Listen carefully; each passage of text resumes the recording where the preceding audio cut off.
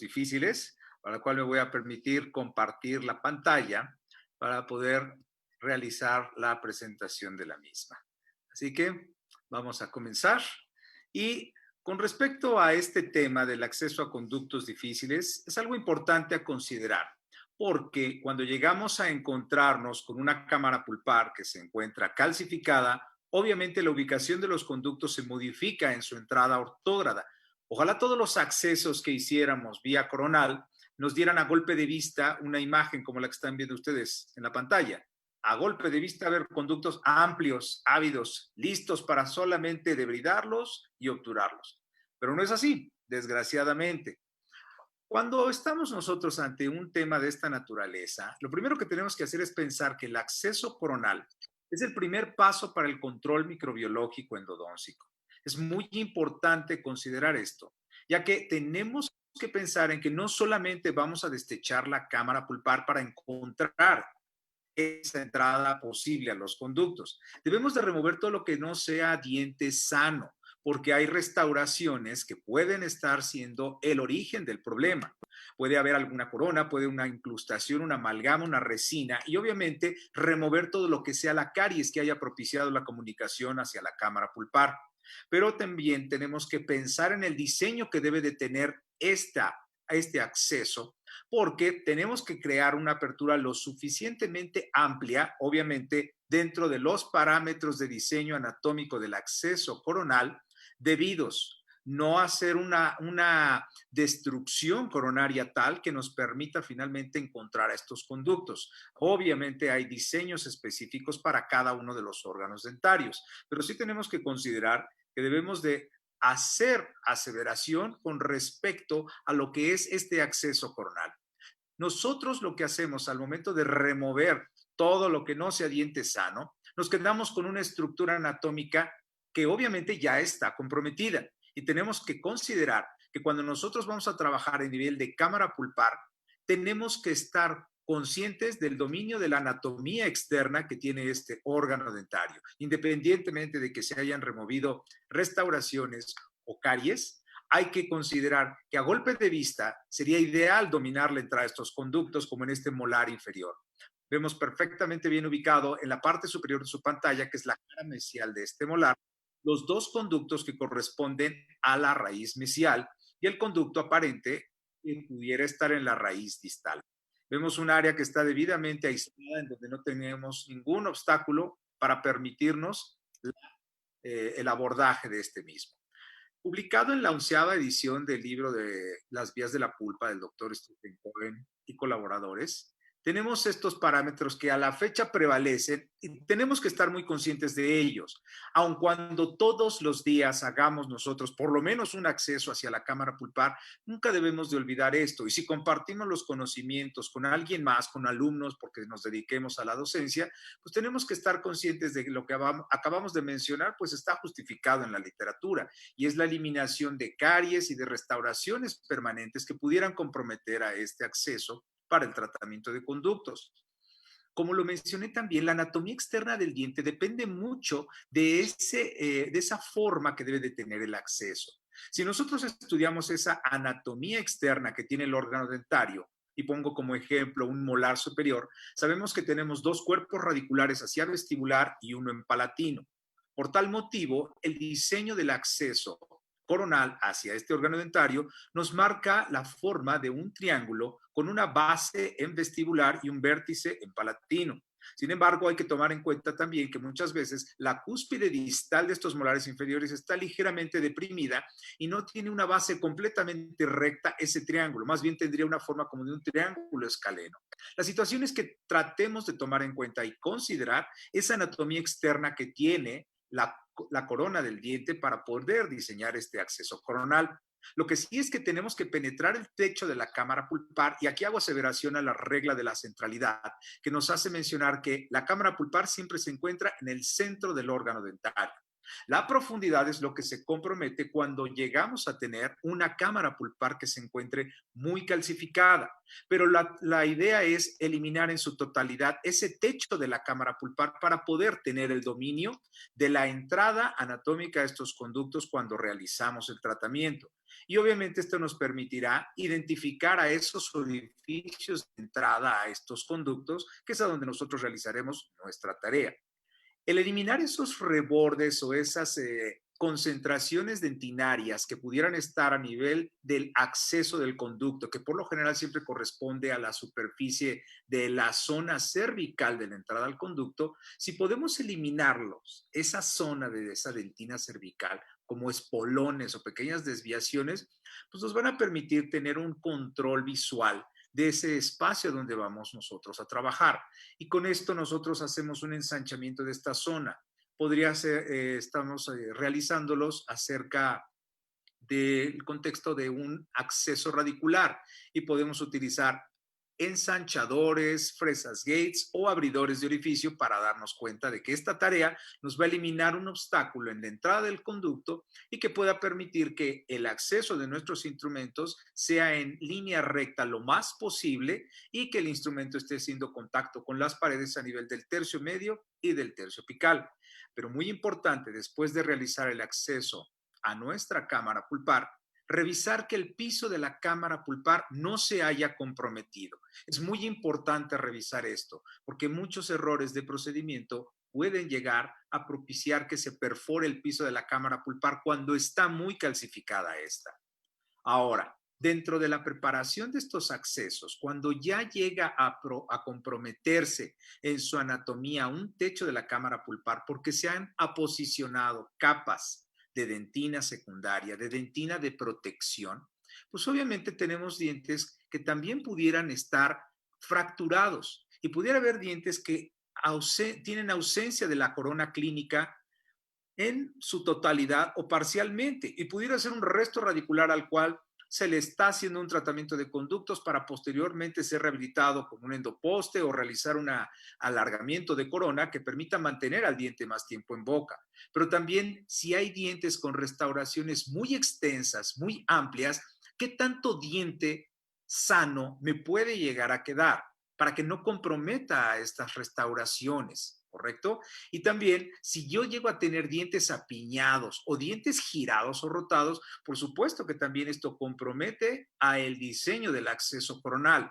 Y no nada más dientes naturales, pudiera ser también dientes que tuvieran alguna restauración coronaria que corrigió la posición del órgano dentario y que posteriormente requiere del tratamiento de conductos. Y obviamente esto también muchas veces puede llegar a propiciar errores de procedimiento al momento de hacer el acceso hacia los conductos radiculares. Pero nos estamos enfocando básicamente en dientes que tienen calcificados los conductos. En esta imagen radiográfica, lo único que podemos observar son las restauraciones coronarias, porque no observamos la anatomía de la cámara pulpar ni tampoco la anatomía del conducto radicular. El canino no tiene restauración coronaria como lo tienen los premolares, pero sin embargo, si se dan cuenta ustedes, no se observa ni siquiera la sombra de la entrada a los conductos en estos tres dientes. Quizás un esbozo abajo de la línea de unión amelocementaria en el canino, pero realmente estos conductos no se palpan, no se observan en la imagen radiográfica. Y muchas veces, y más adelante lo vamos a ver, ¿qué justificación tendríamos al apoyarnos en algún otro tipo de estudio como una CBCT o una tomografía axial computarizada para poder mostrarnos hacia dónde se dirigen estos conductos si es que están todavía patentes? Hay que reconocer que esta dentina es la que propicia que estos conductos se calcifiquen. Y la dentina hay que conocerla.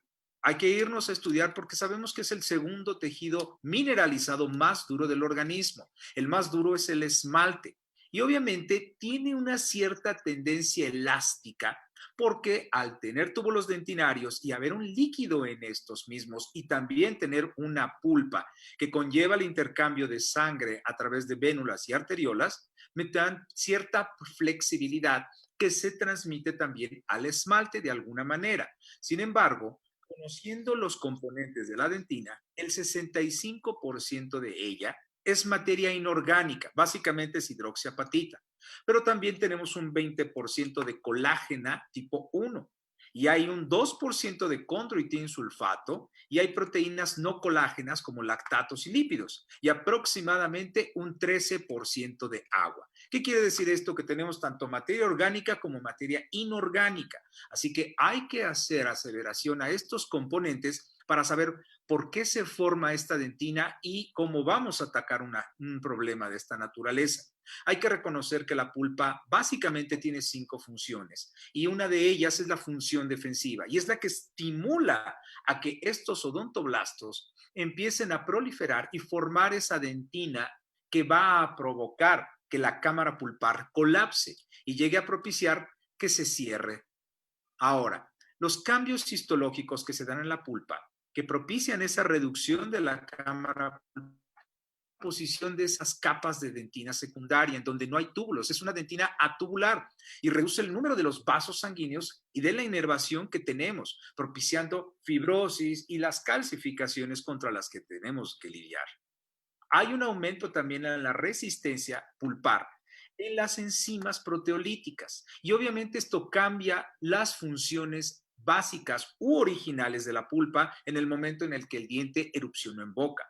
Desde el momento en el que el diente aparece en boca, aun y cuando no se hayan terminado de formar sus cuerpos radiculares, la pulpa empieza a reaccionar ante la presión y los cambios térmicos. Inicialmente, cuando el diente rompe la cápsula y erupciona y empieza a ver ese movimiento eruptivo, ya está expuesto hacia los cambios térmicos. Y en el momento en el que hace contacto con su antagonista, es cuando empieza a sufrir los cambios de presión. La pulpa siempre va a responder ante cualquier estímulo externo por presión o por cambios de temperatura funcionales normales debidos. Ahora, esas células pulpares, a lo largo de la vida funcional del diente, y más aún si algún momento dado estuvo bajo algún ataque bacteriano, alguna restauración, pues obviamente se reducen. Y se reducen, según este estudio hecho en China, se reduce un 85.72% con respecto a pacientes que tienen más de 70 años de edad. Obviamente esta tasa nos hace ver que los dientes de un adulto maduro, por supuesto que no van a tener las mismas características de un diente de un joven de entre 15 y 18 años de edad. A lo largo de la vida funcional de este diente se van a ir a posicionando fisiológicamente esas capas dentinarias y obviamente serán mucho mayores cuando haya alguna historia de restauraciones continuas en este órgano dentario. De tal suerte que el estudio nos hace ver que solamente prevalece un octavo de las células de la pulpa joven cuando el diente erupcionó en boca y entró en funciones. Entonces, nosotros tenemos que darnos cuenta que si hay cambios en el tejido pulpar, pues obviamente vamos a tener también un engrosamiento de estas fibras colágenas y nos van a dar origen a las calcificaciones pulpares formando los cálculos pulpares o calcificaciones difusas. Y esto solamente lo podemos observar cuando tenemos nosotros una imagen radiográfica. Que ustedes lo ven, solamente será palpable a nivel de la zona coronal del órgano dentario. Dentro de esos cambios de la dentina, hay un aumento de la dentina peritubular. Esta se engrosa y provoca muchas veces una esclerosis dentinaria y da origen a trayectos muertos. Y estos trayectos muertos son grupos de túbulos dentinarios que no tienen ya prolongaciones protoplasmáticas de los odontoblastos. Hay que recordar que a través de los túbulos dentinarios penetran esas prolongaciones protoplasmáticas y a través de, dada la teoría de Brandstrom, el líquido o el fluido que penetra a través de ellos es el que va a propiciar que haya una respuesta sensible de este tejido pulpar. De tal suerte que si esa dentina peritubular aumenta y se engrosa, va a provocar esa esclerosis y va a ocasionar esos trayectos muertos. La respuesta sensible ya no será la misma. Y no necesariamente cuando un diente de un paciente adulto mayor no responde ante una prueba de sensibilidad pulpar por estímulos con frío, quiere decir que el diente esté necrosado. Simplemente hay tal cantidad de capas y se han formado tantos trayectos muertos que la respuesta sensible pulpar ya no es viable en muchas ocasiones. Así que lo recomendable es hacer pruebas de sensibilidad con calor, con frío o eléctrica si se tiene al alcance para poder descartar que haya alguna muerte pulpar.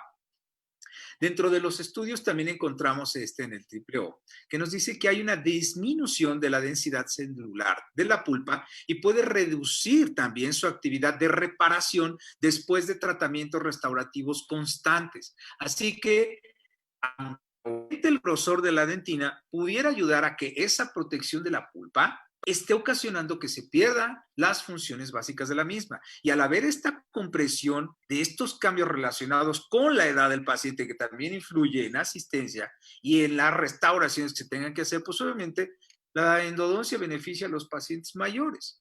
De tal suerte que si nosotros tenemos una imagen radiográfica de un diente en un paciente adulto que ha pasado por procesos restaurativos, que ha pasado por procesos degenerativos y funcionales del mismo órgano dentario, va a propiciar que esa pulpa se vaya retrayendo en sentido apical. Siempre se darán las calcificaciones de lo que es el espacio del conducto radicular, de coronal hacia apical. Nunca es al revés. ¿Por qué? Porque arriba es en donde está el estímulo principal de que esos túbulos dentinarios estén esclerosando y estén cerrándose. Y el conducto va a aparecer a nivel del tercio medio o del tercio apical, y ahí es en donde podemos observarlos. Así que en una imagen radiográfica, desgraciadamente, solamente tenemos claroscuros, tenemos tonalidades de grises, y para poder identificarlos muy bien, muchas veces nos cuesta trabajo saberlo. Díganme en esta imagen radiográfica si no se observa la diferencia entre la cámara pulpar del segundo molar y del primer molar. Y ambos tienen restauraciones con cierta dimensión. Sin embargo, vean cómo el primer molar tiene una reducción en su diámetro vertical de lo que es la cámara pulpar. Y también hay que considerar esto. El primer molar tiene más tiempo funcional en boca porque es de los primeros dientes permanentes en erupcionar y es de los que empiezan a experimentar los cambios de temperatura y de presión funcionalmente hablando. Y más aún si tenemos alguna restauración que muy probablemente fue el primero de los dientes permanentes en ser restaurado. Hay estudios que hacen una aseveración con respecto a cuántos dientes primeros molares inferiores y superiores son susceptibles de la primera restauración en boca, publicado por fin en la literatura de odontopediatría.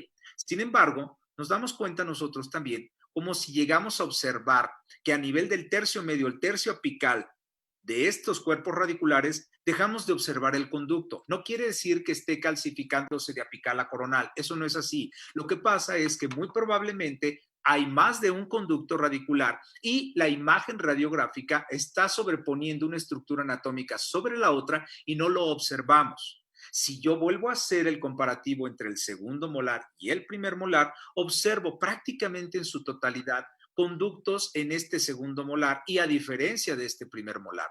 Pero no nos imaginemos cosas que realmente no son. Las calcificaciones siempre se darán de coronal hacia apical. Ahora, imaginemos que tenemos un caso así y hago yo este anuncio de la Casa del Valle porque me llamó mucho la atención que tenían esta publicidad. ¿Dónde está la pulpa? La misma pregunta me la hago yo.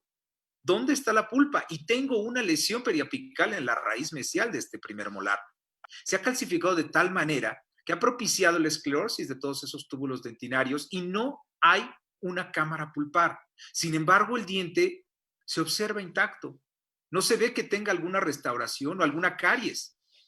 Sin embargo, se ha ido calcificando esa cámara pulpar y ha propiciado que en la raíz mesial tengamos nosotros una lesión periapical.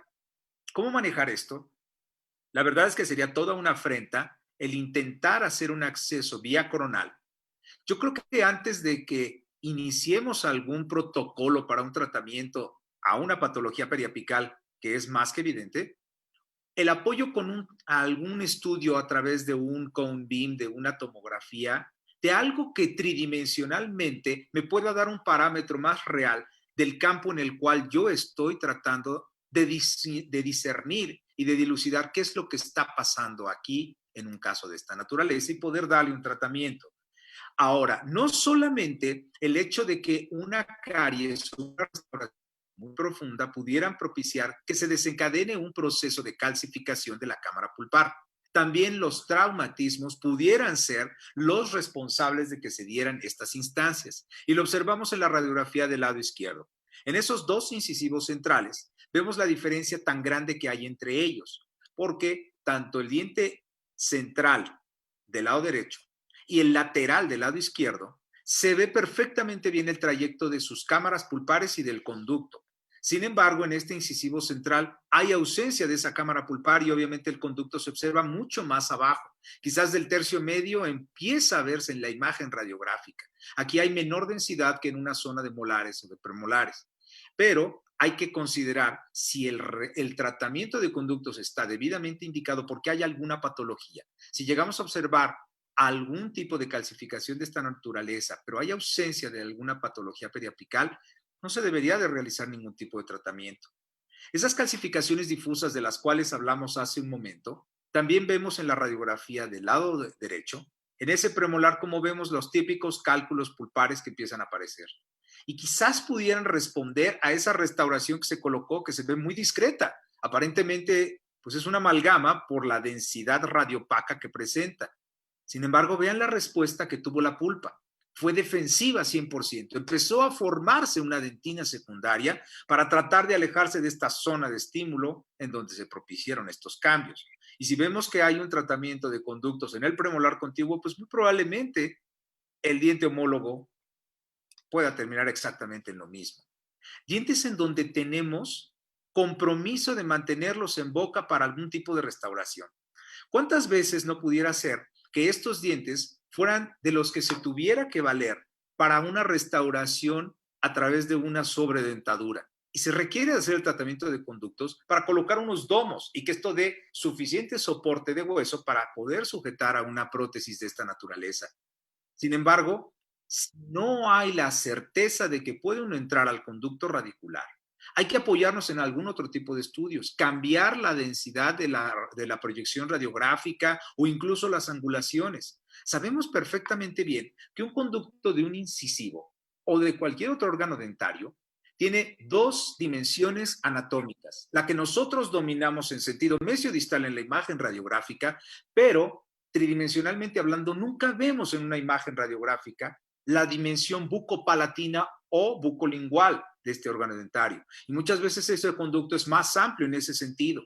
Así que si tenemos esta duda, al momento de propiciar el protocolo para el tratamiento de conductos, tenemos que estar muy seguros de hacia dónde vamos a dirigir nuestra zona de desgaste para encontrar la entrada al conducto radicular.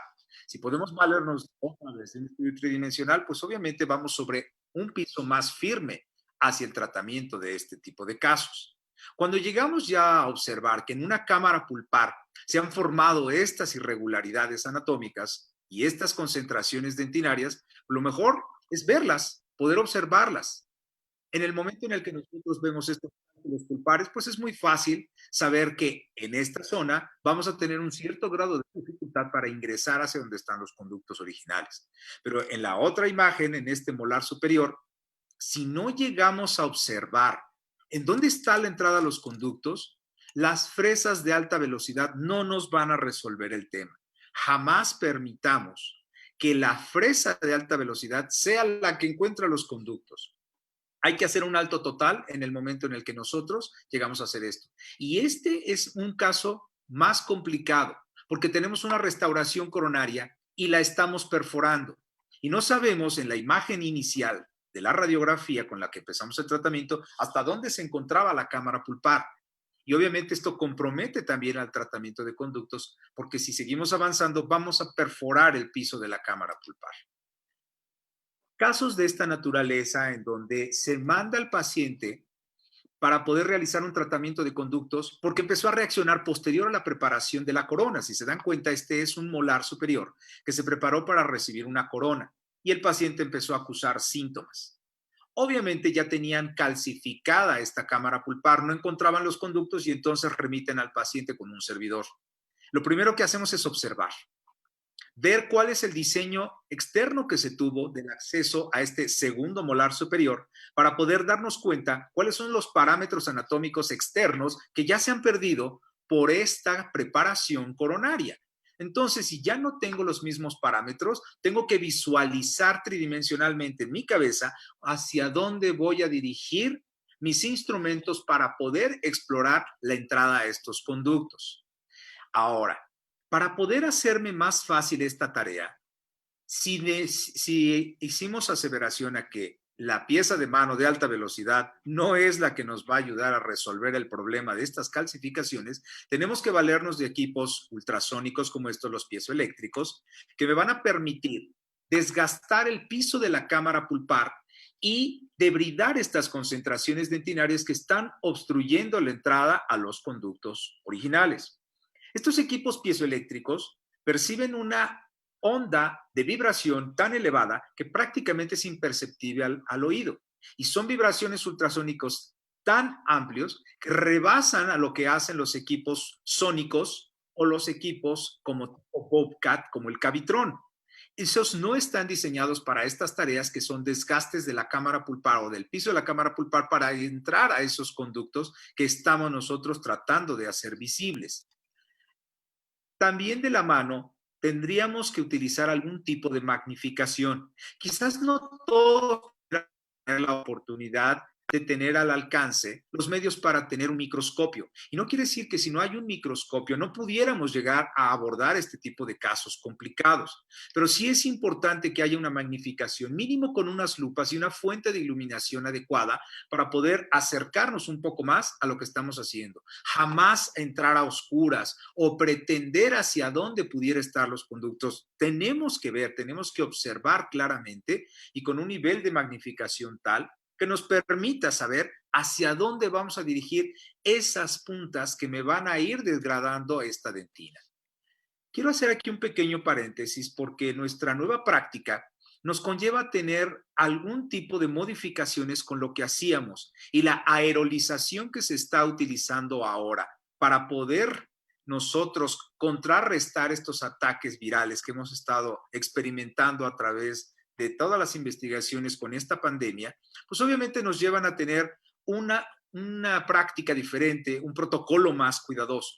Pero lo más importante de esto es que toda nuestra superficie de trabajo se encuentre debidamente desinfectada, sanitizada, con productos que sean de buena calidad, que estén aprobados y que tengan una valía suficiente para poder brindarle a nuestros pacientes y a nosotros mismos un cuidado y una protección. Diarclin es una de las sustancias que yo utilizo para sanitizar el consultorio en las superficies y el sillón y toda superficie que pudiera tocar el paciente esté perfectamente bien tratada con este tipo de elementos que son compuestos de amonio cuaternario y que tienen un sello de garantía y de calidad que nos permite brindarle al paciente esa confianza. ¿Cuántos de nosotros no recibimos al paciente en el consultorio y lo primero que hace es preguntarnos, oye, pero todo está desinfectado y si estás trabajando bien y no va a pasar nada? Porque obviamente hay mucho miedo. El peor de los miedos es el estar mal informado. Ahora, este tipo de mamparas, que he utilizado un par de ellas que me han dado a probar, la verdad es que son muy incómodas. ¿Por qué? Porque en el momento en el que se provoca esa aerolización de mano de alta velocidad, para poder hacer el acceso coronal, se salpica toda esta superficie de esta mampara. Parece aparte de como un féretro, tengo que estarla limpiando para seguir observando. Hay que recordar que tengo esta barrera más los lentes o gogles y la careta con la cual estoy trabajando. Aparte de un gorro quirúrgico, la bata quirúrgica, guantes, etcétera, etcétera, o toda la indumentaria a través de un tipo de overol. Y obviamente esto no nos permite observar correctamente. Si estamos utilizando un microscopio, esto también puede ser algún obstáculo. Quizás no tan grande, pero sí es estorboso, sí es un poco incómodo. Lo que sí recomiendo es que cuando vayamos a trabajar, utilicemos algún tipo de sustancia que nos permita también desinfectar la superficie facial del paciente. Y yo lo hago con mis pacientes con esta sustancia. Este VR Clean yo lo puedo utilizar no para superficie, lo puedo utilizar en el paciente. Tiene otros componentes que no son tóxicos y que no propician ningún tipo de reacción en la piel del paciente y poder limpiar todo este triángulo en donde va a estar mi zona de influencia. Y le coloco al paciente un campo de esta naturaleza o un campo quirúrgico completo que cubra su cabeza y que solamente tenga yo esta superficie en donde yo voy a trabajar. Si yo ya tengo gogles, tengo una careta y tengo los demás elementos de equipos de protección personal, puedo confiar. Realmente hacemos muy poco trabajo con la pieza de mano de alta velocidad para este tipo de aerolización. Podemos tener algún otro tipo de eyectores de mayor potencia, como los quirúrgicos, que me permiten absorber de la mejor manera posible o utilizar dos eyectores al mismo tiempo para que uno de ellos absorba la aerolización que está por arriba donde está el acceso coronal y el otro directamente en donde está nuestro campo de trabajo. Así que este tipo de prácticas que ahora debemos de llevar con los equipos de protección personal debe de ser muy cuidadoso, debemos de ser muy responsables. Esto que nos lleva a una nueva normalidad en nuestra tarea del día a día, tiene que ser ya un protocolo preestablecido porque no sabemos hasta cuándo este enemigo lo vamos a poder sortear, lo vamos a poder eliminar. Sin embargo, este es el que se ha puesto ahorita muy de moda y que pandémicamente hablando nos está dominando. Pero ¿cuántos de ustedes siguen recordando que el virus de la hepatitis tipo C también es muy peligroso? O simplemente el VIH. También son elementos que no podemos dejar de lado y que nuestra práctica diaria debe de mantenernos con un protocolo de esta naturaleza que hoy estamos empleando. Creo que nos despertó muchas conciencias y tenemos que tener una práctica más responsable día a día. Volviendo a nuestro tema original, las puntas ultrasónicas que se deben de utilizar cuando nosotros estamos realizando la tarea de este acceso a conductos difíciles, hay de muchos tipos, de muchos diseños, marcas y parámetros. Sin embargo, las puntas ultrasónicas diamantadas son las que se deben de utilizar cuando hacemos ese desgaste del piso de la cámara pulpar para permitirnos destruir esas concentraciones dentinarias y encontrar el acceso al conducto posible o los conductos posibles para el tratamiento del mismo. Ahora, nosotros tenemos que considerar el diseño de la punta ultrasónica. En particular, me gusta mucho utilizar las puntas ultrasónicas que tienen esta forma esférica porque me dan un mayor control al momento de hacer el desgaste del piso de la cámara pulpar. Sin embargo, las otras puntas que tienen emulsión de diamante a todo lo largo de la misma y que tienen esta forma troncocónica pueden servirnos también para algunos otros casos. Quizás para dientes anteriores sea un poco más cómodo utilizar este tipo de puntas. Y vamos a ver algunos casos clínicos en donde justificamos el uso de ambas. Estas puntas ultrasónicas deben de tener la característica de que no se utilicen con agua, que no se utilicen con un irrigante. El tiempo de uso que vamos a propiciar en estas no es tan elevado como para que la vibración la moción ultrasónica que despiden caliente de tal manera al diente que le propicie algún daño, ojo, no a la pulpa, al ligamento periodontal. De tal suerte que si yo llego a utilizar algún tipo de irrigante o abro la irrigación del equipo piezoeléctrico, lo único que voy a propiciar es que no pueda yo observar con el agua hacia dónde estoy desgastando. Y eso es lo que yo quiero ver. Estas puntas que tienen estas distancias tan largas me van a permitir observar hacia dónde estoy dirigiendo la punta ultrasónica para desgastar ese piso de la cámara pulpar.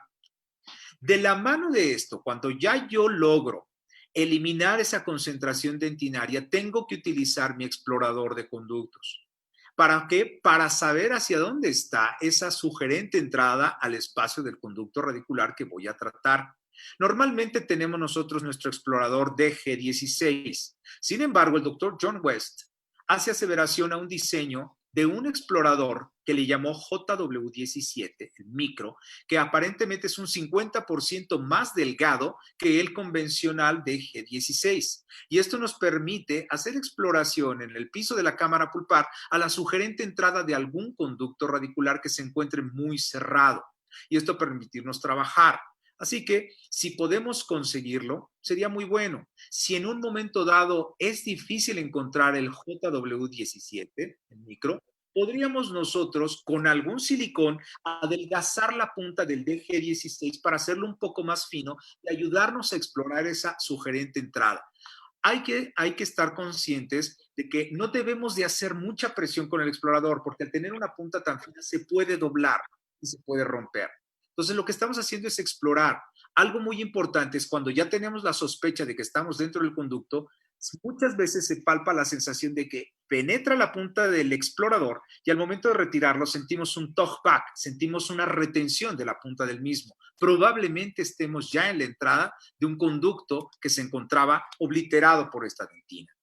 Yo en particular tengo este equipo piezoeléctrico. Trabajo con él todos los días cuando tengo algún problema en el cual tengo que derruir esas concentraciones dentinarias para encontrar la entrada al conducto o remodelar el diseño de esta entrada a los conductos radiculares. Así que en mi acceso coronal, yo muchas veces tengo que considerar estos parámetros. Recuerdan este caso, es el molar superior que mandaron con una preparación coronaria y el paciente requiere el tratamiento de conductos. Intentaron el acceso coronal, pero no encontraba la entrada a los conductos. De tal suerte que si ustedes observan el comparativo entre la imagen del lado izquierdo y la del lado derecho, observamos cómo ya hay una diferencia muy grande. Y en este caso solamente teníamos un conducto en vestibular y un conducto en palatino. No teníamos más. Así que hay que considerar que dentro de los parámetros anatómicos, también saber en qué diente estamos trabajando para saber si realmente puede ser susceptible de encontrarse uno, dos o más conductos. Y hay que recordar que en un alto porcentaje los segundos molares superiores pueden presentar solamente dos conductos. Ahora, si yo ya estoy ante la interrogante de hacia dónde me voy a dirigir, tengo que observar perfectamente bien y palpar muy bien en dónde están esas posibles entradas de los conductos radiculares. Vamos a un caso en el cual tenemos exactamente lo mismo. Este es un primer molar superior y han hecho un desgaste tal en donde este diente pasó por múltiples restauraciones hasta que finalmente la pulpa se necrosó y requería el tratamiento de conductos con un diagnóstico de periodontitis apical sintomática. Si ustedes observan, se hizo el acceso coronal y no encontraban los conductos y entonces es cuando ya lo remiten porque ya no saben hacia dónde dirigirse.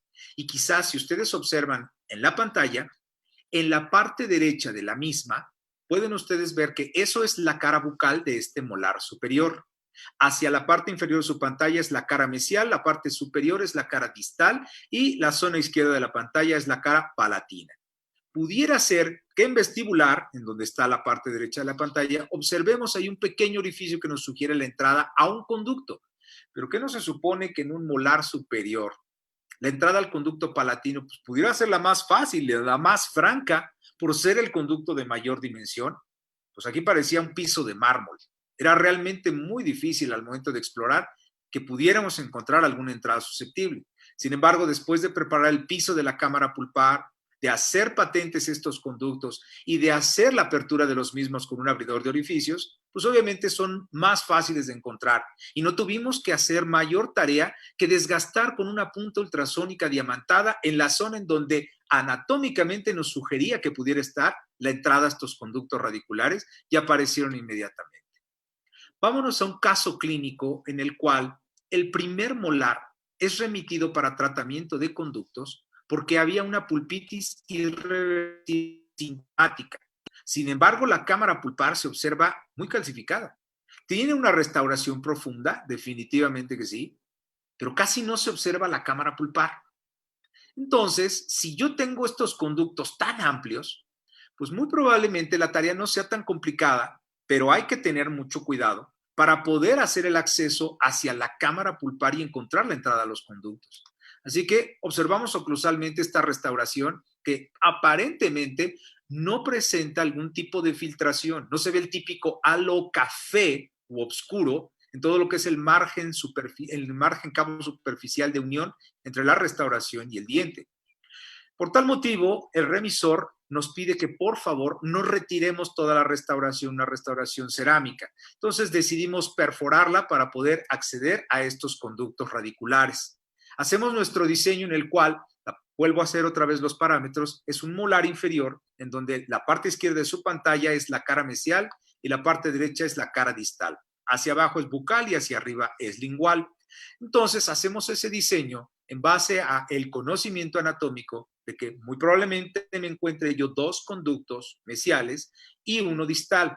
Sin embargo, no hay que descartar la posibilidad de que pudiera haber dos conductos distales. Aparentemente en la imagen radiográfica, aparentemente solamente teníamos uno en distal. Pero lo más importante de todo es preparar ese piso de la cámara pulpar después de haber intentado destechar la misma y no haber observado que hubiera alguna entrada en conducto.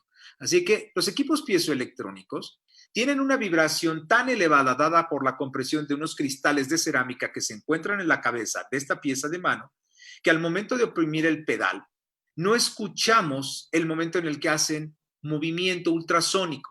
Pero en cuanto entran en contacto con una superficie sólida como el piso de la cámara pulpar o las paredes de la cavidad, pueden entonces desarrollar ese movimiento propiciando que haya una energía sonora. Así que esto es lo que ustedes escuchan en el momento en el que preparan el piso de la cámara pulpar. Y vean cómo no estamos utilizando ningún...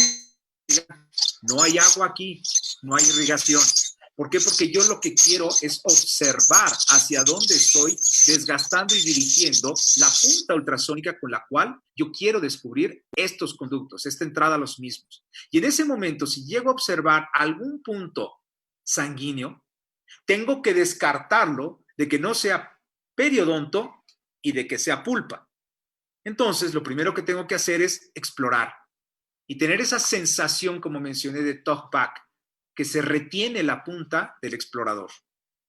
Si esto llegara a presentarse, pudiera yo terminar de remodelar el acceso a esta cámara pulpar, tratando de encontrar los demás conductos. Y entonces es cuando utilizo esta punta, que es la que tiene punta en forma de esfera. Estas puntas son de la casa Woodpecker, de la línea DTE, y en particular esta me gusta mucho, el diseño de esta punta me encanta porque tiene una punta larga, tiene una forma esférica, es la punta ED12D, que quiere decir diamantada. Así que estas puntas a mí me permiten poder hacer este desgaste gradual del piso de la cámara pulpar en donde probablemente se encuentren la entrada a estos conductos radiculares. Algo muy importante también a considerar, si yo ya tengo esta cámara pulpar abierta en donde he preparado el piso de la cámara del mismo, también pudiera yo permitirme hacer un proceso de quelación a través del EDTA. El EDTA hay que recordar que me puede degradar esta dentina porque atrapa los iones calcio, los iones metálicos del calcio, que pudieran ser los que estén obliterando la entrada al conducto radicular. Entonces, lo utilizo mucho para poder bañar toda esta cámara pulpar. Sin embargo, si en un momento dado no llegaran a contar con el EDTA, pudieran también ustedes utilizar hipoclorito de sodio. Hay que recordar que el hipoclorito de sodio al 5.25% degrada materia orgánica y ya observamos que la dentina también tiene un buen porcentaje de materia orgánica. Entonces, ustedes pueden dejarlo en la cámara pulpar y al momento de trabajar por sí solo el hipoclorito de sodio al 5.25%, me va a permitir que ese proceso de degradación pudiera llegar a propiciar que también esa dentina se empiece a desorganizar y me haga visible la entrada a los posibles conductos. Así que estos tips es algo muy importante. Ahora, muy importante también el tipo de hipoclorito que vamos a utilizar. Lo importante es que esté debidamente almacenado y si tenemos de una casa comercial en donde está controlada la concentración del hipoclorito, pues obviamente es una garantía que nos va a permitir trabajar de mejor forma. Yo la recomendación que les hago, porque es un protocolo que utilizo siempre, después de destechar la cámara pulpar, en el momento en el que yo ya entré a ella, si tengo o no calcificaciones, lo primero que hago es un proceso de desinfección e inundo la cámara pulpar con hipoclorito de sodio al 5.25%. Lo dejo trabajar ahí durante 3 minutos, 3 a 5 minutos, lo succiono todo y entonces empiezo a explorar mis conductos. Si tengo alguna calcificación, entonces ya opto por la alternativa de una punta ultrasónica diamantada, utilizo el EDTA y con eso puedo abrirme más fácilmente el camino hacia la exploración de la entrada de estos conductos. Posterior a ello, si yo ya tengo visibles estos conductos y ya están palpables con el explorador, empiezo la negociación del mismo. Lo más importante es poder hacer patente a este conducto radicular. Y este conducto radicular que se encuentra clasificado, hay que recordar que está más cerrado en la porción cervical que en la porción del tercio medio y en la porción del tercio apical. Para esta tarea es importante utilizar las limas de bajo calibre, ya sea una 10, una 0.8, una 0.6. Pero lo más importante es que me dé una percepción táctil del grado de complejidad que tiene el conducto. Hay que recordar que las limas tienen un grado de conicidad 0.02 y conforme la lima va penetrando al interior del conducto, puede estarse atorando arriba, no abajo. Y entonces aquí en donde están las mayores concentraciones dentinarias, puedo tener yo esas pequeñas dificultades. Y muchas veces estas limas, como son de bajo calibre, se deforman. Hago una recomendación.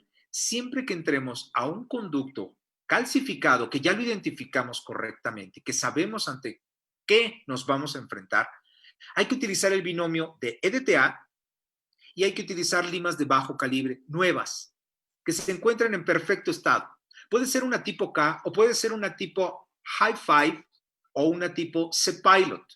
Estas limas, como la High Five y la C-Pilot, tienen en su forma transversal una forma pentagonal. Hay 5 puntos de contacto radial, lo cual me hace un poco más estable a estas limas. Y al momento de estar negociando el conducto, hay 5 puntos de contacto radial que están haciendo un preparado previo a la entrada de estos conductos para poder hacer los patentes en la terminación del mismo. Ahora, este también es otro tip que quiero compartir con ustedes. Cuando se encuentren ante un conducto que se encuentra con un grado de calcificaciones tales, vamos a hacer una exploración, una patentización del conducto, pero con movimientos suaves y finos de vaivén, movimientos de negociación del conducto, con una serie de limas que vayan de gruesos a delgados. En particular, opto mucho por la técnica utilizando limas 10, 8 y 6. Y al momento de que entro en el conducto con la lima 10, no la forzo. Con esos movimientos suaves de vaivén, hago movimientos de negociación hasta donde llegue la lima. La descarto, la hago a un lado, coloco EDTA y entonces ataco el conducto con la siguiente lima inmediata inferior, la 08, y vuelvo a hacer esos movimientos suaves de patenticidad del conducto en sentido apical sin forzar la lima. Posteriormente, si la lima no baja a una conductometría aparente, una longitud tentativa de trabajo, tomo la siguiente lima inferior, inmediata inferior, que sería la 06, y hago exactamente la misma tarea. Vuelvo a colocar EDTA en la entrada del conducto y entro al mismo con esa lima 06. En el momento en el que esta lima 06 logra hacer patente todo el conducto y entro, que centradamente me permite la fluidez del instrumento, entonces descarto a esta lima 06 y vuelvo otra vez a atacar el conducto con la lima 10. En ese momento, la lima 10 muy probablemente ya bajó más, porque todo el trabajo que hicieron las otras limas, la 08 y la 06, abrieron el camino para que esta la lima 10 pudiera entrar al mismo. Si no lo hace, utilizo la 8 y muy probablemente la 8 ya llegue a darme esa misma sensación que me dio la 6. De tal suerte que lo importante es que el conducto esté hecho patente hasta una lima 15. Sería lo ideal para poder permitirme dar esa patenticidad al conducto y posteriormente ya optar por mi técnica de instrumentación del mismo. Ahora, esas remociones parciales de dentina a todo lo largo del trayecto del conducto no solamente pueden estar en coronal, pueden estar también en el tercio medio. Y estas limas lo que me están haciendo es eso, derruir todas esas concentraciones dentinarias que tengo en la entrada del conducto. Ahora, estas limas, cuando ustedes las vean que se han deformado, descártenlas. Que no entre la uña mágica a interesarla, ahí vamos al interior del conducto. Vamos a meternos en un problema. Así que si tenemos un caso de esta naturaleza, esta es la recomendación que yo les hago. Utilizar este tipo de limas, la 10, la 8 y la 6, y que estén sustituidas hasta que una lima 15 pueda hacer patente el conducto a una conductometría aparente. Ahora, si esta lima, en el momento en el que ustedes ya descubrieron el conducto, ya tienen la visión del mismo, en el momento en el que puedan introducir alguna lima que aparentemente se esté acercando a una longitud tentativa de trabajo, antes que nada, tomen una radiografía. No es para obtener la conductometría, no es para obtener la longitud de trabajo. Es simplemente para cerciorarnos de que estamos en el interior del conducto y en cuál de ellos encontramos la entrada. Porque muchas veces puede ser que se encuentre tan calcificada esta cámara pulpar que la misma entrada que hayamos nosotros localizado sea la misma de dos conductos diferentes. Entonces, hay que hacer aseveración a que estamos dentro del conducto y no en una perforación que ya propiciamos, pero además también hacernos ver cuántos conductos es en donde nosotros estamos entrando, ¿ok? Vean en esta imagen radiográfica, la lima es la 08, que acaban ustedes de ver en la fotografía anterior, y vemos cómo esta lima está siguiendo perfectamente bien el parámetro de uno de los conductos de la raíz mesial. Hay que identificar hacia cuál entramos para poder hacerlo. Ya cuando nosotros tenemos patentes estos conductos, recomiendo el uso no como abridor de orificios, sino como un glide path a este tipo de limas. Y esta lima rotatoria, llamada GPS, de la casa Neoniti, es del sistema Neolix, o Neolix porque es de origen francés y se acentúa en la última sílaba. Entonces, este tipo de lima tiene una característica muy particular. Aparte de que está fabricada con la última generación del tipo de aleaciones que se están utilizando ahora, con control de memoria, tiene una punta 15 con una conicidad 0,3. Esta lima me va a permitir que pueda yo hacer patente este conducto y darle una preparación previa a la apertura del mismo para que los instrumentos con los cuales voy a obtener la longitud de trabajo penetren y ajusten dentro del mismo. Esta lima GPS tiene características muy particulares porque tiene cortes bien definidos en un diseño transversal en forma rectangular donde solamente hay dos puntos de contacto radial. Tiene una gran flexibilidad y además se puede precurvar la lima por el tratamiento que tiene, ya que su fabricación de este instrumento está dado por electrodescargas maquinadas o por electrofacetado. Es muy eficiente su corte a lo largo de toda la superficie, que es un D16, pero también se puede utilizar esta lima con movimientos reciprocantes.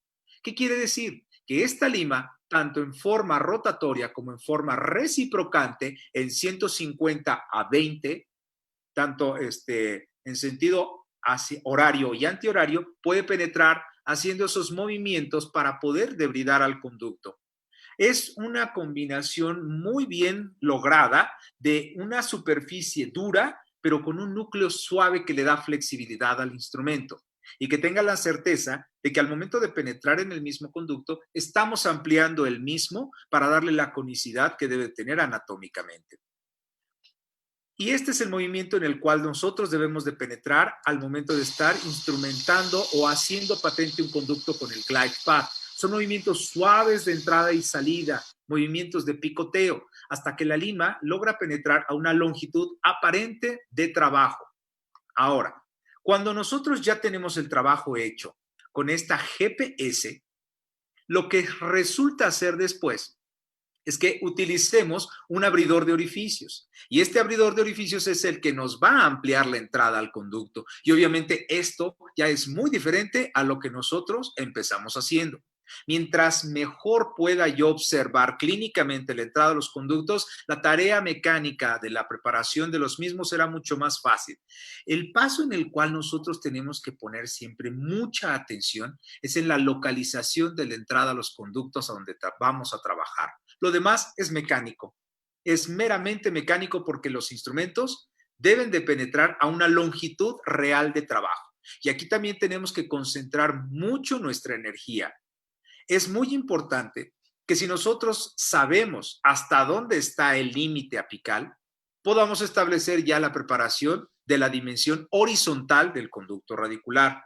Si tenemos al alcance un equipo en el cual electrónicamente me voy a apoyar para obtener la longitud real de trabajo, puede ser que mi tarea en cuanto a imágenes radiográficas se reduzca, porque es en donde más tiempo llegamos a invertir. Es muy importante que no nos vayamos de bruces y que el protocolo sistemático se siga sin saltar pasos. De lo contrario, tendríamos problemas de esta naturaleza. No voy a revelar quién es porque obviamente es un alumno de la universidad. Y, doctor, ¿qué tal? ¿Cómo está la conductometría? ¿Cómo la ve? Pues la veo fatal. Desgraciadamente creo que vas a tener que remitir al paciente a exodoncia. Difícilmente se puede acceder a algo así. ¿Por qué? Porque no se tuvo desde la observación de cómo estaba el caso para poder tener una estrategia hacia este tipo de tratamientos. No se observa ni siquiera la entrada a los conductos. Entonces, es muy fácil cometer un error. Desgastar el piso de la cámara pulpar de manera indiscriminada con pieza de mano de alta velocidad es lo último en lo que podemos apoyarnos para encontrar conductos calcificados. Para establecer la longitud real de trabajo, tenemos que saber a qué nivel la vamos a establecer, con qué calibre de instrumento y los auxiliares con los que contamos. Siempre tendremos el radiográfico, pero ojalá tengamos siempre el electrónico, porque la longitud real de trabajo realmente es muy subjetiva. Tenemos anatómicamente distintas zonas, donde tenemos la constricción apical, que es el CDC, el foramen apical y el ápice radiográfico o el ápice anatómico. Y esta es una variable muy amplia en la cual nosotros solamente visualmente hablando nos apoyamos con la imagen radiográfica y electrónica y táctilmente hablando nos apoyamos con el localizador de foramen apical. Pero este va a funcionar mejor si el instrumento está debidamente ajustado en el interior del conducto. Así que si nosotros hicimos patente un conducto con una lima 8 y después realizamos todo el protocolo de utilizar un glide path como la lima 15 o algún otro tipo de sistema, y después todavía utilizar un abridor de orificios, ¿qué va a pasar con esa lima 8 que utilizamos nosotros con la que hicimos patente el conducto? Que muy probablemente esté holgada. Y si nosotros la utilizamos para utilizar un localizador de foramen apical, muy probablemente nos dé falsos positivos. ¿Por qué? Porque la lima no está ajustada en el conducto y la lectura puede ser errónea. Ahora, la anatomía del último tercio apical, hay muchos estudios al respecto ya modernos, pero el primero que dio origen a todo esto fue el del doctor Yuri Kutler en 1955. Hace un par de días acabamos de tener la tercera sesión con el doctor Sergio Kutler a través de la Academia Mexicana de Endodoncia con un gran esfuerzo para este curso de 4 días, en donde nos hablaba de este estudio que hizo su padre y de cuántos errores o puede ser que hubiera limitantes en el mismo estudio. Sin embargo, sigue siendo el cabeza de serie de los que posteriormente se han realizado para poder identificar esta anatomía del último tercio apical y saber hasta dónde realmente debe de trabajar un instrumento para debridar el interior de la anatomía de estos sistemas de conductos radiculares. Así que si nosotros tenemos esto debidamente ubicado aquí arriba, muy probablemente al momento de entrar con un instrumento en el tercio apical, estemos estableciendo los parámetros de hacia dónde se va a dirigir la longitud real de trabajo o lo más cercano posible, porque es una dimensión muy amplia. Puede ir de 0.07 a 2.67 milímetros del CDC hacia el ápice anatómico. ¿Por qué? Porque en esta superficie tenemos un tejido que se va a estar formando a todo lo largo de la vida funcional del diente y es el cemento celular. Toda la raíz está forrada por cemento, pero a nivel del tercio apical hay cementoblastos y se van a seguir formando a todo lo largo de la vida funcional del diente mientras haya un contacto oclusal, porque compensa esas cargas oclusales y obviamente puede desviar a ese foramen apical y puede incrementar la distancia que hay del CDC hacia el ápice anatómico. No es lo mismo establecer una longitud de trabajo en un paciente de 21 años de edad, en un paciente de 75 años de edad. Obviamente ahí ya hay una diferencia que se tiene que establecer. Así que si radiográficamente me voy a pasar en una taza, me voy a basar en una taza de solamente 0.5 milímetros de mi ápice anatómico hacia donde está mi longitud de trabajo con la lima en el conducto, creo que estoy cayendo en un error. Además, al momento de tomar la imagen radiográfica, solamente domino una dimensión. La imagen es plana, no tridimensional, y no me estoy dando cuenta si hay alguna salida lateral hacia bucal o hacia lingual, porque solamente tengo un dominio mesiodistal en esta imagen radiográfica. Ahora, los localizadores de foramen apical, hay muchos en el mercado. Hay una gran variedad de ellos ya, afortunadamente, de diversos precios, de diversas calidades, diseños y características. Pero hay que saber utilizarlos, hay que establecer una comunicación muy franca y muy clara con el fabricante, con quien nos lo está vendiendo, con alguna demostración y basarnos en la literatura. Hay que saber muy bien que este tipo de trabajos se hicieron desde 1962 y mucho antes también haciendo aseveración a investigaciones del doctor Kutler, que el doctor Koster en 1911 ya establecía algún tipo de equipos que pudieran hacernos ver cómo mediríamos electrónicamente hasta dónde se encuentra ese CDC o ese foramen apical con respecto a el ligamento periodontal y poder acercarnos un poco más fácilmente a una longitud real de trabajo. La verdad es que en mi forma de ver las cosas, todavía sigue siendo algo subjetivo. Puede ser que nos acerquemos mucho con localizadores de foramen apical, pero la certeza absoluta no la tendremos. Así que mientras mejor dotados estemos de equipo y documentados de bibliografía, puede ser que más fácilmente nuestros errores de procedimiento vayan en una tasa a la baja y le brindemos a un paciente un mejor tratamiento de conductos. Son variables biológicas con las que tenemos que lidiar día con día en cada uno de los tratamientos. No existen dos conductos iguales, no existen dos dientes iguales. Así que, si nosotros establecemos desde el principio cuál va a ser nuestro protocolo para un tratamiento, tenemos que analizarlo muy bien. Si solamente contamos con la imagen radiográfica en ese momento, pues hay que observarla muy bien. Y si tenemos que basarnos en más imágenes radiográficas, hagámoslo. Si de plano tenemos que optar por un apoyo de una imagen tridimensional, también hagámoselo hacer al paciente. No es un gasto, es un beneficio para él, porque va a ser el único beneficiado al final. Y hablemos de este caso en particular. Este paciente ha sido rehabilitado con coronas de circonio y el paciente, al momento de estar mordiendo, fractura la corona del incisivo lateral. El diente prácticamente se degolla, es decoronado. Y obviamente, lo primero que el paciente experimenta es un compromiso estético. ¿Por qué? Porque se rompió un incisivo lateral y no puede verse con esa ventana ahí. Entonces, acude por emergencia para que se pueda pegar este diente, pero obviamente ya está comprometido. ¿Cómo puede pegarse si toda la porción coronaria se ha perdido? Entonces, lo que hacen es tratar de encontrar la entrada al conducto para hacer el tratamiento del mismo y optar por colocar un endoposte y tratar de colocar ahí después otra restauración coronaria. Sin embargo, intentan hacer el acceso al mismo y cuando ven que hay un grado de desviación y no lo encuentran, prefieren detenerse y de alguna manera colocan esa corona temporal para poder después ser remitido a un servidor y hacer el tratamiento del mismo.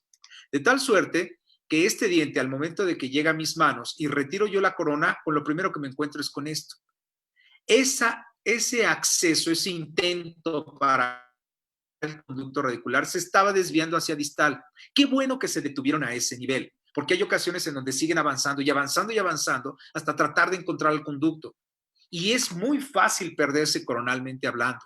¿Por qué? Porque se coloca el dique de hule, se coloca la grapa y no se tienen los parámetros para saber coronalmente hacia dónde se dirige, porque ya no tengo corona. ¿Se acuerdan que era uno de los obstáculos que vimos desde el principio? Cuando yo ya no tengo una corona, mi guía se ve comprometida y entonces tengo que visualizar muy bien en la imagen radiográfica, en el fondo de esa cavidad, de ese acceso, hacia dónde se dirige y entonces corregirlo e introducir una punta ultrasónica diamantada, y en este caso utilicé esta, que es troncocónica, para permitirme desgastar la pared mesial de este conducto y profundizar un poco más hacia apical. Y entonces permitirme explorar y visualizar la entrada a este conducto. En el momento en el que yo ya sentí que estaba dentro del conducto, lo primero que hago es introducir una lima de bajo calibre y tomar la imagen radiográfica para cerciorarme que estoy dentro de ese conducto. Ya posteriormente haré mi glide path y haré la apertura del mismo para poder darle el tratamiento completo, pero es muy importante esto. Antes de avanzar, hagamos una exploración radiográfica para cerciorarnos que estamos dentro del conducto que queremos preparar. Otro caso clínico en donde el paciente viene con una sintomatología en donde percibe que hay un aumento de volumen a nivel del pómulo. La paciente femenina refiere que el dolor se presenta principalmente al momento de hacer contacto clusal. Hacemos nuestras pruebas de sensibilidad pulpar y confirmamos que hay una necrosis pulpar en el primer premolar. Sin embargo, yo veo también en el segundo premolar que aparentemente hicieron el intento por realizar un tratamiento de conductos o es una restauración coronaria con resina muy profunda.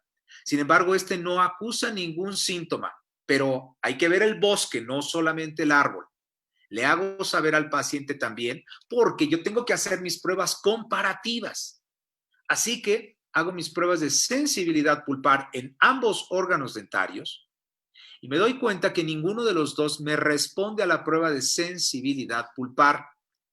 Quizás en el segundo premolar porque la profundidad de esta restauración o porque también ya esté necrosado. Pero el primer premolar, al momento de hacer mi prueba de percusión, es el que respondió inmediatamente como una periodontitis apical sintomática. En el segundo premolar no hubo esa respuesta.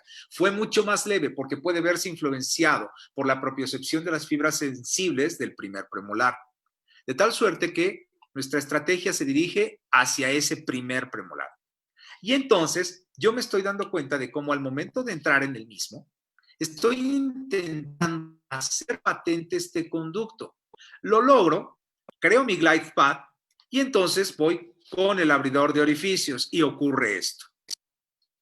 En el momento en el que nosotros estamos ante un caso complicado, hay que irnos con pies de plomo.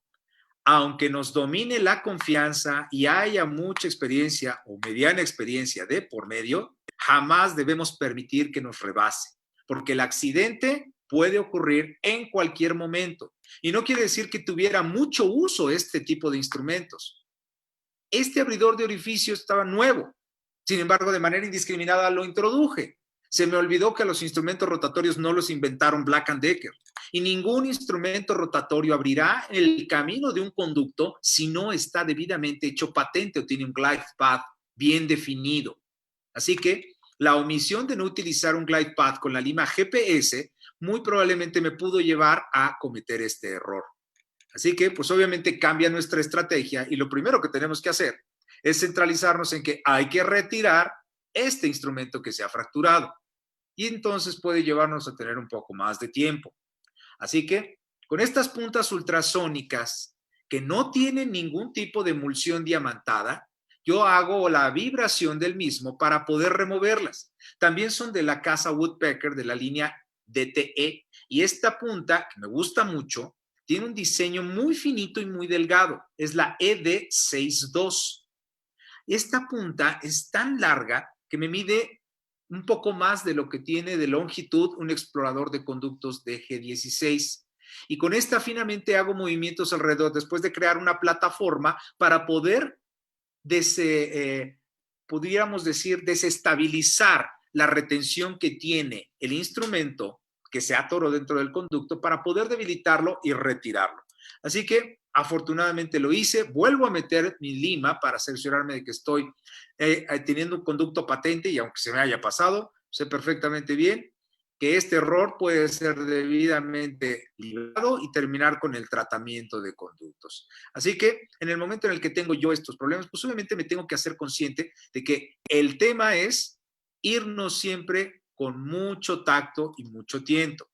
Ahora, si yo llego a tener dificultades para observar algún tipo de diente que requiere el tratamiento de conductos y la imagen radiográfica no es suficiente, aparte de apoyarnos en la literatura, tenemos que hacer una guía para una técnica endodóncica que me permita entrar a un conducto calcificado.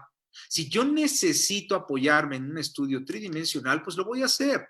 Y en estos artículos nos describe cómo un cone beam nos puede dar esa imagen tridimensional para saber hasta dónde en sentido vertical y horizontal se encuentra la ubicación o el grado de calcificación que ha tenido un conducto radicular, para saber cuál va a ser la estrategia y mi protocolo a seguir para realizar un adecuado tratamiento de conductos.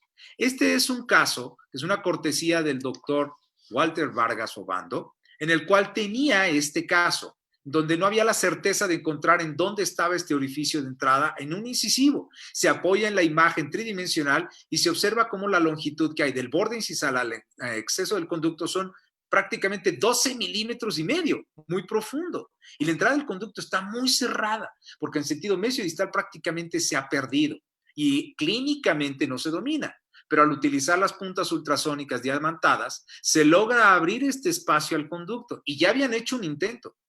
Y al momento en el que se hace presente este conducto, pues obviamente ahí vemos cómo la cavidad está inundada en EDTA y la lima está empezando a trabajar haciendo esos movimientos suaves para hacer patente ese pequeño orificio.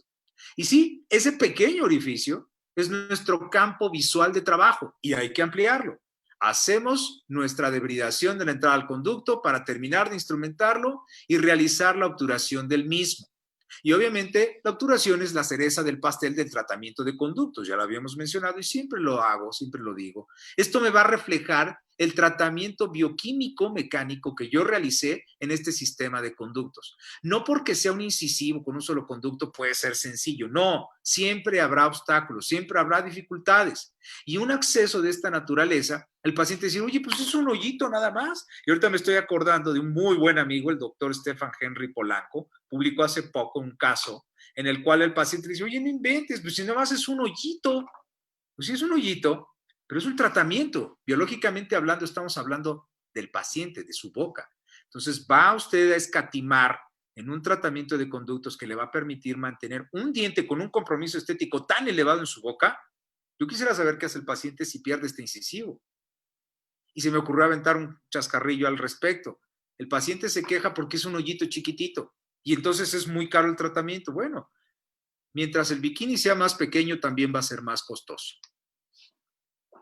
Cuando tenemos algunas otras variantes anatómicas, como por ejemplo el conducto mesiomedial en la raíz mesial de los molares inferiores, tengo que estar consciente de que esta característica anatómica la pueden presentar la mayoría de los casos. Y muchas veces, cuando observamos ese istmo que une al conducto bucal con el conducto lingual muy probablemente se encuentre ahí escondido un conducto mesiomedial y no sabemos si tenga una salida independiente o se incorpore hacia alguno de ellos. Lo importante es que podamos quitar esas estructuras anatómicas dentinarias que nos están obstruyendo la entrada al mismo.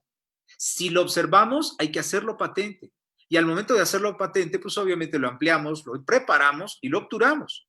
Y la idea es no dejar de lado lo que anatómicamente podemos encontrar. No quiere decir que los pacientes estén mutando, simplemente son estructuras anatómicas ya muy descritas en la literatura desde hace muchos años y confirmadas actualmente. Otro de nuestros obstáculos puede ser el MB2 y no me voy a centrar tanto en él, no voy a profundizar tanto en él. Sabemos perfectamente bien que existen, están descritos en la literatura desde hace muchos años. Sin embargo, habrá ocasiones en las cuales incluso ya terminado un tratamiento de conductos, se omitió el hacer patente a este conducto y tratarlo. Hay que estar conscientes de que si tenemos tres conductos, y recuerdo lo que dijo uno de nuestros alumnos en la universidad, el doctor Rigoberto, en donde nos hizo un comentario, dice, si encuentras un conducto, busca dos, si encuentras dos conductos, busca tres, dependiendo de las características que tenga el órgano dentario.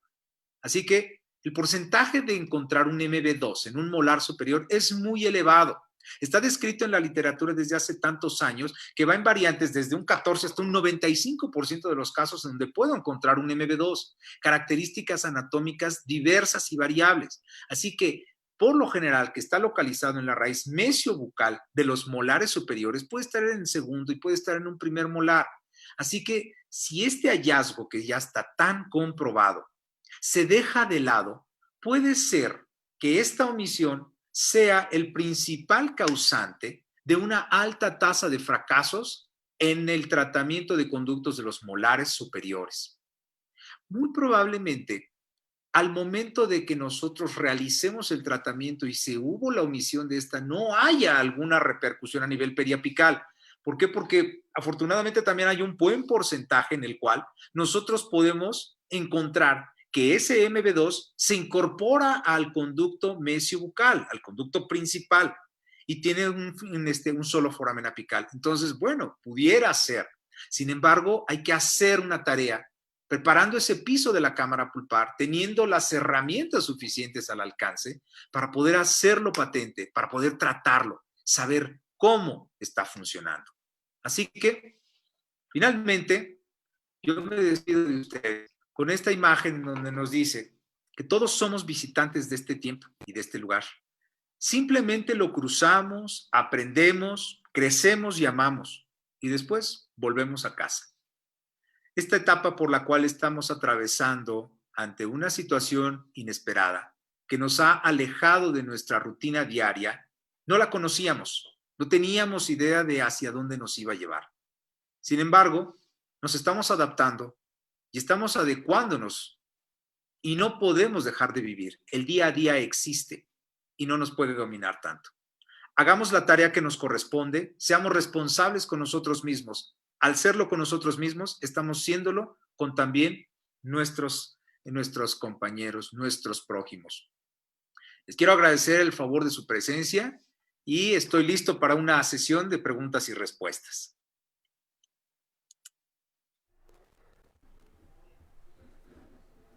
Perfecto, Doc. Muchísimas gracias, por todos estos conocimientos, el tiempo que nos brinda. De hecho, ahorita en un momento más vamos a tener a un invitado aquí con nosotros, aquí que comparta la pantalla. Muy bien. Le leo las... Permítanme iluminar un poco más porque Perfecto, Doc. Mientras a la luz de las voy dándole acceso al invitado. Perfecto.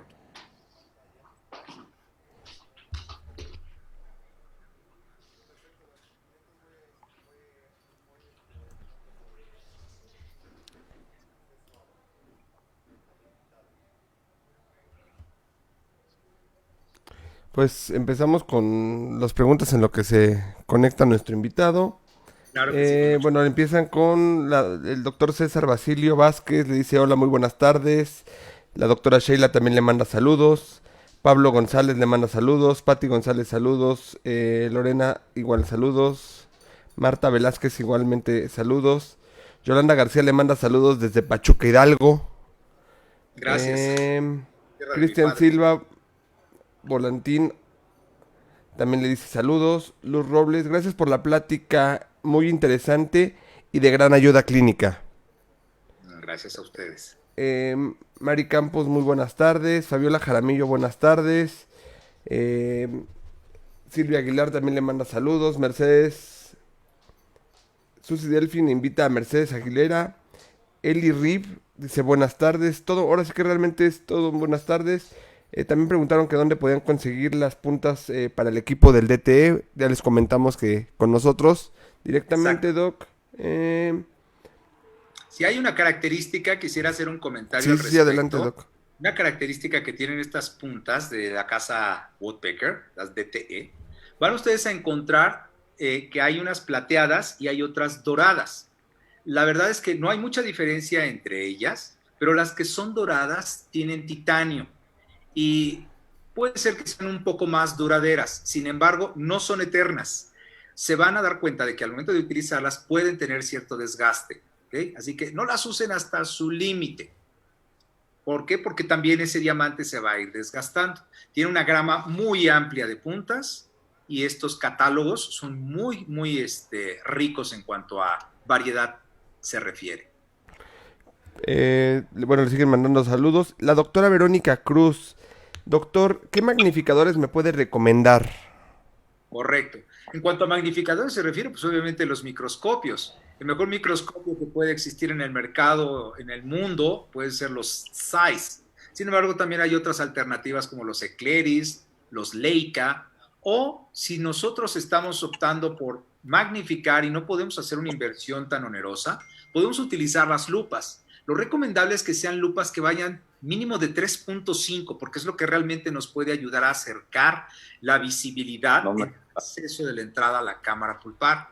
Así que si ustedes tienen esa inquietud, lo ideal es tener al alcance mínimo unas lupas y si pueden hacer la inversión por un microscopio, créanme que no será dinero a la basura. Perfecto, también le mandan saludos a Anabel Granados, le da muchas gracias. Alma Aguilar, muchas gracias por compartir sus conocimientos. José Luis Torres Marín, muchas gracias, doctor. Nancy Sofi, muchas gracias por esta información tan importante e interesante. Águila Jalil, excelente, qué gran plática. Gracias, doctor. Ana Castillo, Fabiola Jaramillo, gracias. Daniel Cabrera, en caso de encontrar un conducto extra instrumental manual, ¿hasta qué lima es recomendable obturar el conducto? Ok, todo depende de qué conducto sea, qué órgano dentario sea y qué características tenga. Si es un conducto que se encuentra calcificado y estamos hablando de un incisivo inferior, no exceder a un calibre 40 sería lo ideal. Pero hay que observar muy bien los parámetros anatómicos externos, porque estos dientes pueden tener un diámetro mesiodistal muy angosto y bucolingual muy amplio. Entonces, desde el momento en el que nosotros también hacemos aseveración en la literatura de cuál es el diámetro del foramen apical, tenemos que establecer cuál es la estrategia. Ya sea que se instrumente de manera manual o rotatoria, tenemos que ver qué tipo de dientes en el cual nos estamos enfocando para poder instrumentarlo. Ok, Cristian Silva Volantín le dice gracias, doctor Fer. Ana Castillo, saludos, doctor. Sheila Nayeli Gaona Rojas, excelente plática, doc, gracias. Mitzi López, excelente plática, doctor, saludos desde Puebla. Abril Angélica Vela Bustamante, muchas gracias, muy buena plática. El doctor Sergio Ojeda León, dice Fer, muy buenos tips. Oye, en conductos escleróticos, ¿cuándo intentas la pulpectomía?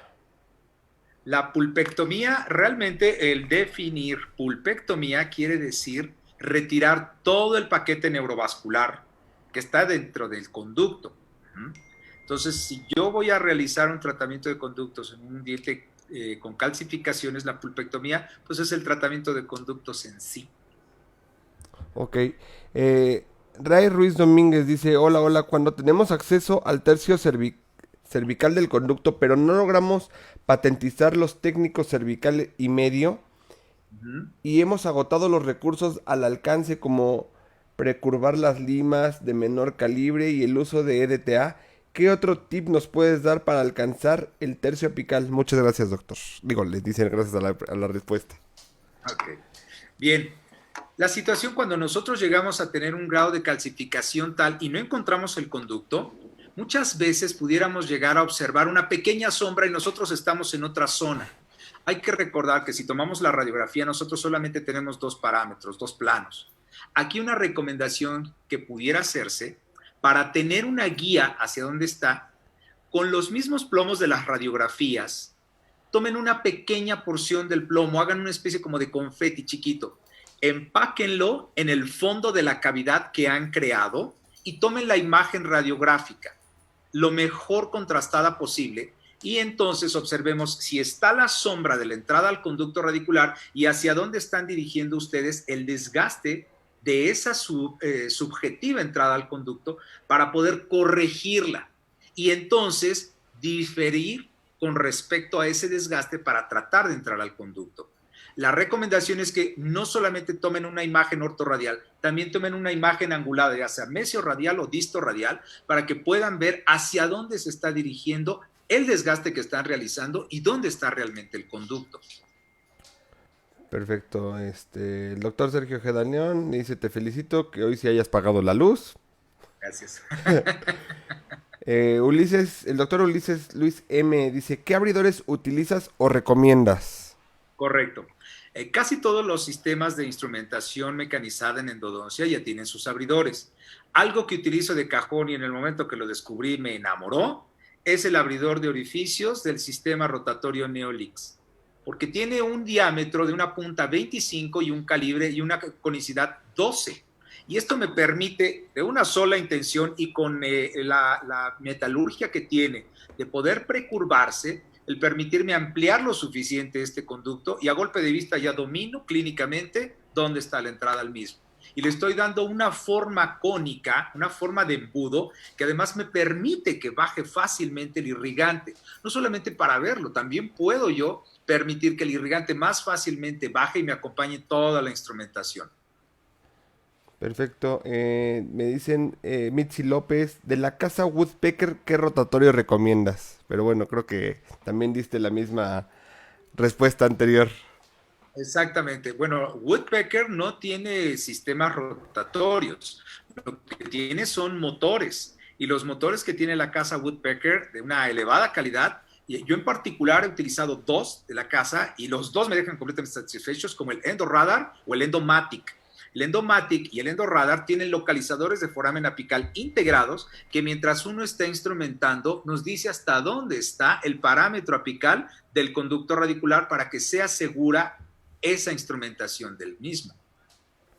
Irma Dorantes le da muchas gracias, doctor. Víctor Urquiza dice, doctor, muchísimas gracias por su conocimiento. Saludos cordiales, un abrazo. Alma Aguilar dice, ¿es malo irrigar constantemente con EDTA?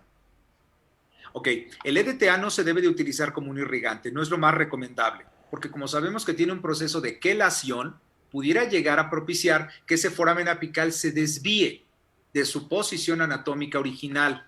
Entonces, el EDTA lo único que va a hacer es que se va a utilizar a nivel coronario si es que quiero derruir o quiero diluir concentraciones dentinarias, solamente inicialmente hablando. Y yo recomiendo utilizar el EDTA única y exclusivamente como último irrigante para que todo ese lodillo dentinario que formó la instrumentación del conducto lo pueda desorganizar y darme permeabilidad a los túbulos dentinarios que están en las paredes del mismo. Y esto me permita que al momento de hacer un sellado hermético pueda haber tags de unión del cemento sellador en esos túbulos dentinarios. El doctor Eder Hernández Tobar le dice saludos al doctor Licona y agradezco que fuera mi docente. El doctor Víctor Urquiza dice, nos debería de dar una plática de técnicas de retratamiento endodóntico. Encantado, claro que sí. Diana Ordóñez, excelente docente de Unitec, saludos.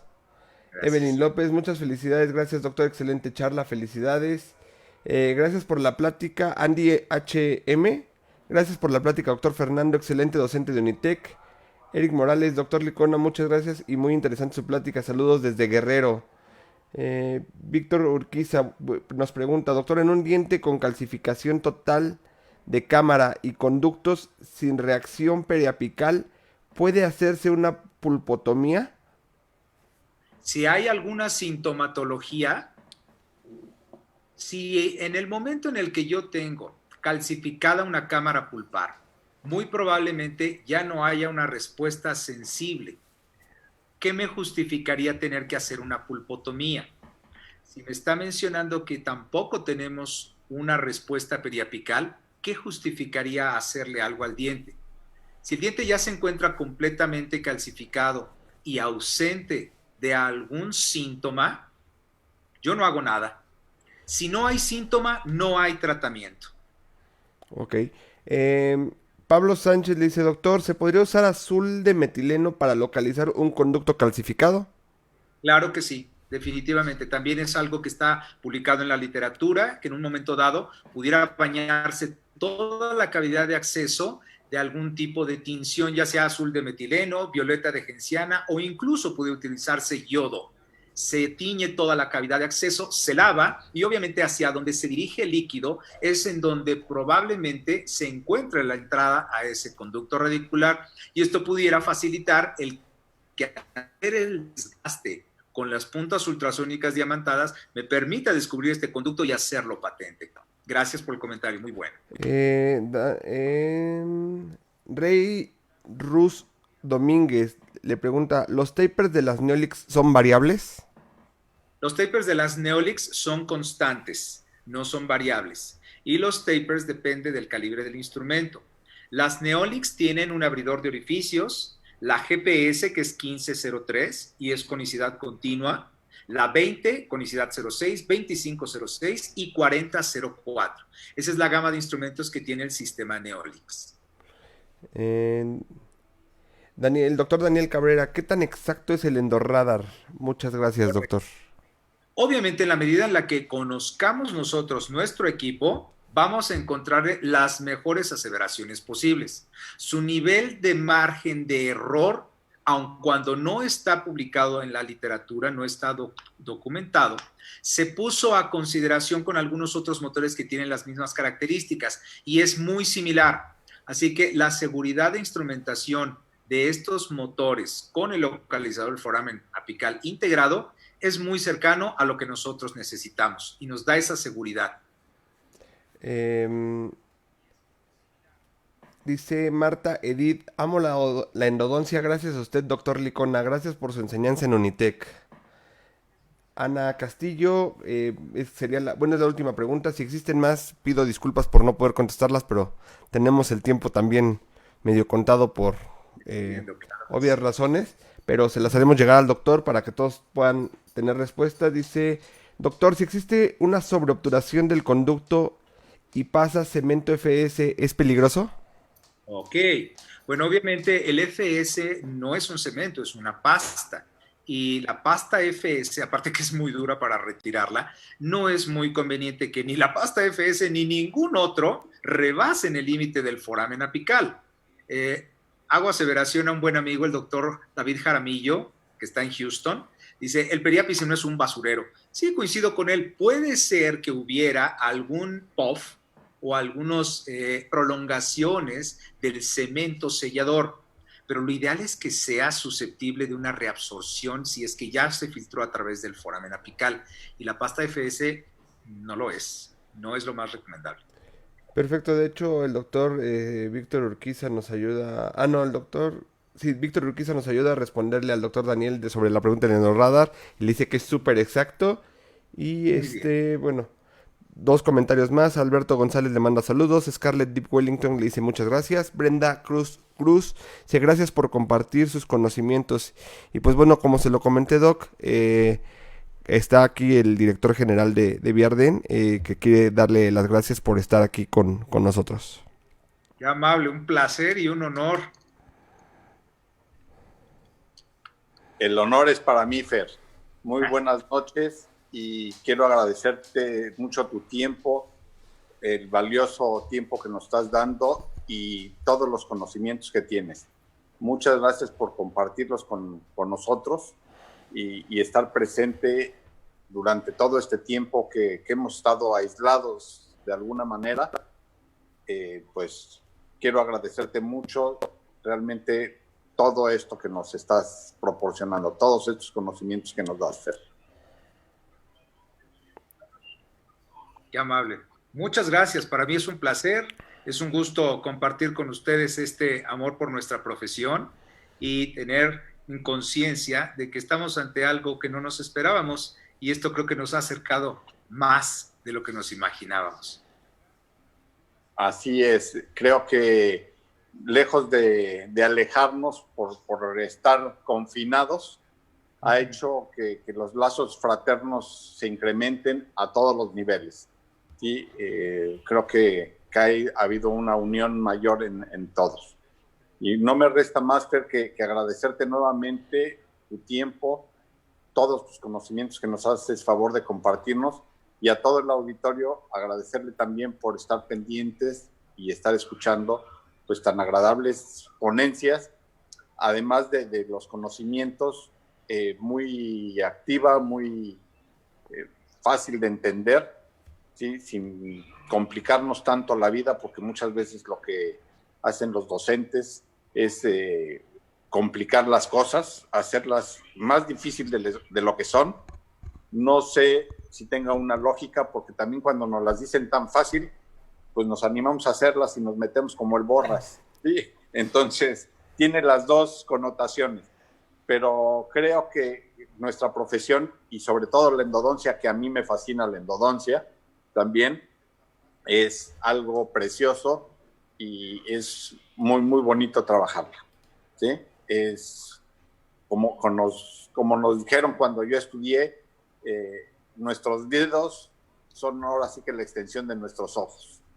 Sabemos palpar, sabemos tocar y mucho depende de esto para lograr un buen tratamiento y llevar al éxito y restablecerle su salud bucal a los pacientes. Es correcto, así es. Pues muchas gracias, Fer, nuevamente. Al contrario, un abrazo vía electrónica. Ya igual tendremos la oportunidad de que cuando se levante todo esto y estemos en semáforo verde, regresemos a lo normal. El contacto físico es algo que extrañamos mucho. Pues, claro que sí. Pues a mí Primero no me queda... vamos a estar. Perdón, a mí no me queda más que agradecerle igualmente a todo el auditorio haberse conectado una vez más con nosotros. Les recuerdo que en apoyo a la economía y a la salud de los mexicanos, la empresa Viarden sigue manteniendo sus costos desde el principio de 2020. Y también aprovecho para hacer un anuncio para invitarlos el próximo viernes 17 y a la misma hora en el mismo canal de Facebook con el doctor Sergio Ojeda León en la plática Remoción Químico-Mecánica de Caries sin aerosoles. Esto de cara a regresar al consultorio sin el uso de las piezas de mano, que es ahorita un tema bastante delicado en los consultorios. Y pues muchas gracias al doctor Héctor, al doctor Fernando por estar esta tarde noche con nosotros y a todos ustedes por acompañarnos.